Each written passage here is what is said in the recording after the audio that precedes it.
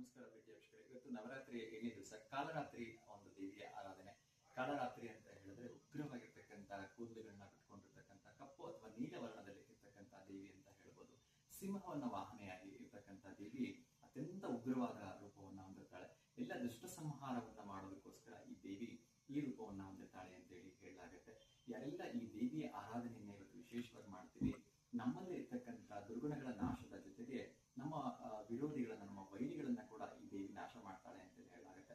ಅದರಲ್ಲೂ ಕೂಡ ಯಾರೆಲ್ಲ ಸಮಾಜದಲ್ಲಿ ಕೆಟ್ಟ ಒಂದು ಪ್ರವೃತ್ತಿಯಲ್ಲಿ ಇರ್ತಾರೆ ಅವರೆಲ್ಲರನ್ನ ನಾಶ ಮಾಡ್ತಾಳೆ ಅಂತ ಹೇಳಲಾಗುತ್ತೆ ದೇವಿ. ಅದರಲ್ಲೂ ಈ ದೇವಿಯ ಒಂದು ಕಪ್ಪು ಅಥವಾ ನೀಲಿ ಬಣ್ಣ ಅತ್ಯಂತ ಶುಭ ಸಂಕೇತ ಅಂತ ಹೇಳಲಾಗುತ್ತೆ. ಯಾರೆಲ್ಲ ಈ ದೇವಿಯನ್ನ ಕುರಿತು ಪೂಜೆಯನ್ನ ಮಾಡ್ತೀರಿ, ಈ ದೇವಿಯನ್ನ ಕುರಿತು ಆರಾಧನೆಯನ್ನ ಮಾಡ್ತೀರಿ, ಅವರಿಗೆ ಸಕಲ ಐಶ್ವರ್ಯಗಳನ್ನ ಆ ದೇವಿ ನೀಡ್ತಾಳೆ ಅಂತ ಹೇಳಲಾಗುತ್ತೆ.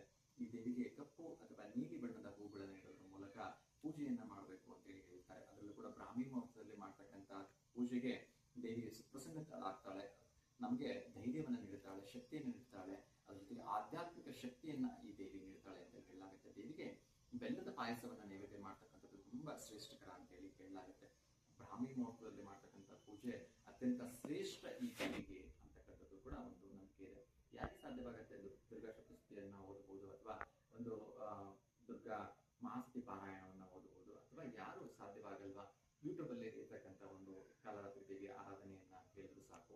ಇವೆಲ್ಲ ಯಾವುದು ಸಾಧ್ಯವಾಗದೇ ಇರತಕ್ಕಂಥವ್ರು ಓಂ ಐಂ ಹೀಂ ಶ್ರೀಂ ಕಾಲರಾತ್ರಿ ನಮಃ ಅಂತಕ್ಕಂಥ ಮಂತ್ರವನ್ನ ನಿಮ್ಮ ಅನುಕೂಲಕ್ಕೆ ತಕ್ಕಂಗೆ 21 ಅಥವಾ 51, 108, 121 ಬಾರಿ ಹೇಳಿದ್ರು ಸಾಕು ಈ ದೇವಿ ಒಲಿತಾಳೆ ಅಂತ ಹೇಳಲಾಗುತ್ತೆ. ಸೊ ಎಲ್ಲರೂ ಕೂಡ ನಿಮ್ಮ ಶಕ್ತಾನುಸಾರವಾಗಿ ಉಪವಾಸ ವ್ರತಾಚರಣೆಯನ್ನ ಮಾಡಿ ಈ ದೇವಿಯನ್ನ ಆರಾಧನೆ ಮಾಡ್ಕೊಳ್ಳಿ. ಸಕಲ ಸಂಪತ್ತುಗಳನ್ನು ನೀಡತಕ್ಕಂಥ ದೇವಿ ಎಲ್ರಿಗೂ ಕೂಡ ಮಂಗಳವನ್ನ ಉಂಟು ಮಾಡಲಿ ಅಂತ ಹೇಳ್ತಾ ನವರಾತ್ರಿಯ 7ನೇ ದಿನದ ಹಾರ್ದಿಕವಾಗಿ ಮತ್ತೊಮ್ಮೆ ತಮ್ಮೆಲ್ಲರೂ ಕೂಡ ಶುಭಾಶಯಗಳನ್ನು ತಿಳಿಸ್ತಾ ಇದ್ದೀನಿ. ಎಲ್ರಿಗೂ ಒಳ್ಳೆಯದಾಗಲಿ.